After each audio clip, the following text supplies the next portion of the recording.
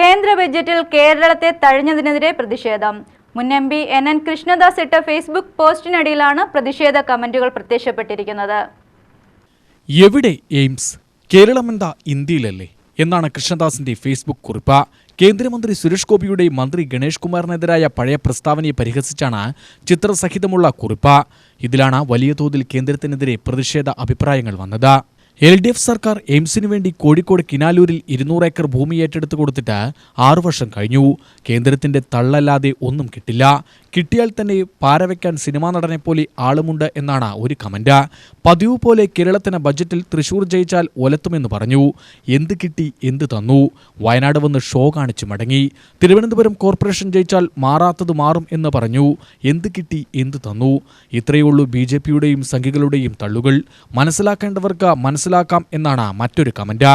കേരളത്തിലെ RSS BJPക്കാർക്ക് എന്തെങ്കിലും അഭിപ്രായമുണ്ടോ? കേരളത്തിന് കേന്ദ്രം വക ആനമുട്ട കിട്ടിയത് ഈ മോൻ അറിഞ്ഞോ എന്നും മറ്റൊരു കമന്റ്.